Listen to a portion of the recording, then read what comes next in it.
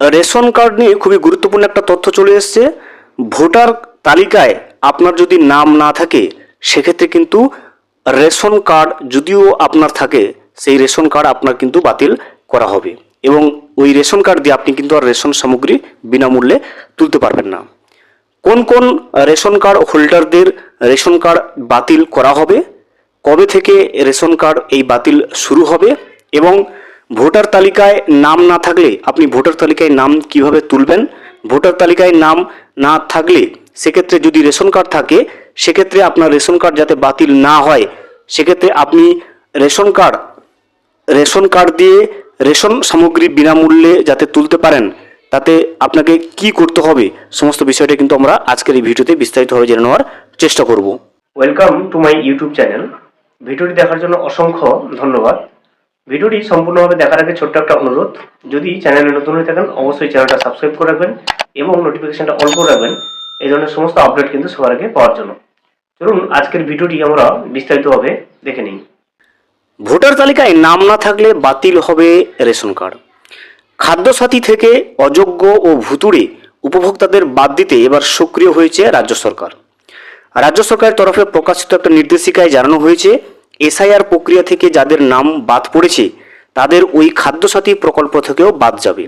প্রতি বছর যে বিপুল পরিমাণ সরকারি অর্থ অপচয় হচ্ছে তাতে হ্রাস টানতে এই উদ্যোগ নেওয়া হয়েছে। রাজ্যের এই বিজ্ঞপ্তিতে বলা হয়েছে এসআইআর এর তালিকা থেকে অবৈধ ভুয়ো উপভোক্তাদের চিহ্নিত করতে হবে, এরপর তা যাচাই করে সেই সব উপভোক্তাদের রেশন কার্ড কিন্তু বাতিল করতে হবে। আগামী 15ই জুনের মধ্যে এই কাজ শেষ করার নির্দেশ দেওয়া হয়েছে জেলা শাসকদের। দেখতে পাচ্ছেন ভোটার তালিকায় আপনার নাম নেই অথচ রেশন কার্ড আপনি পাচ্ছেন বা রেশন কার্ড দিয়ে আপনি রেশন সামগ্রী তুলতে পাচ্ছেন, সেক্ষেত্রে 15ই জুনের মধ্যে আপনার কিন্তু রেশন কার্ড বাতিল হওয়ার সম্ভাবনা রয়েছে।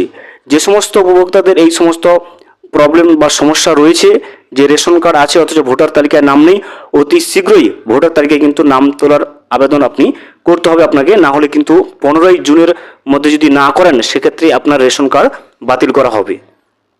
তবে যারা সিএ এর অধীনে নাগরিকত্বে আবেদন করেছেন আবার ভোটার তালিকা থেকে নাম বাদ পড়ার পর যারা ট্রাইব্যুনালে আবেদন করেছেন তাদের রেশন কার্ড কিন্তু সক্রিয় থাকবে। এই যাচাই প্রক্রিয়াটি কিভাবে হবে তা নিয়ে সরকারি সূত্রে জানানো হয়েছে এসডিও বিডিওরা তাদের নিজ নিজ এলাকা থেকে বাদ যাওয়া ভোটার তালিকা খাদ্য ও সরবরাহ বিভাগে পাঠাবেন। এরপর খাদ্য ও সরবরাহ বিভাগের কর্তারা ভোটার তালিকা থেকে নাম বাদ যাওয়া সকলের বাড়িতে গিয়ে তাদের নাম বাদ গিয়েছে কিনা বা বর্তমান অবস্থা কি তা যাচাই করবেন। এই যাচাইকরণ প্রক্রিয়া শেষ হলেই রেশন কার্ড বাতিল করার কাজ শুরু হবে। দেখতে পাচ্ছেন 15ই জুনের মধ্যে এই সমীক্ষাটা শেষ হবে। যে সমস্ত ক্ষেত্রে উপভোক্তাদের কাছে বা নাগরিকদের কাছে রেশন কার্ড রয়েছে অথচ ভোটার তালিকায় যাদের এসআইআর প্রক্রিয়ায় নাম বাদ গেছে তাদের কিন্তু রেশন কার্ডটা বাতিল করে দেওয়া হবে। যদি না তাদের নাম ট্রাইব্যুনালে চলে আসে অথবা সিএএ যদি না তারা আবেদন করে থাকে সেক্ষেত্রে সম্পূর্ণভাবে ওই সমস্ত উপভোক্তাদের রেশন কার্ড বাতিল করে দেওয়া হবে এবং বিনামূল্যে যে রেশন সামগ্রী তারা সরকারি পক্ষ থেকে পেত সেই যে সুবিধাটা থেকে কিন্তু তারা বঞ্চিত হবে। ভিডিওটি সম্পূর্ণভাবে দেখার জন্য অসংখ্য ধন্যবাদ। এখনো পর্যন্ত যদি চ্যানেলে নতুন হয়ে থাকেন এবং সাবস্ক্রাইব না করে থাকেন অনুগ্রহ করে চ্যানেলটা সাবস্ক্রাইব করে পাশে থাকবেন।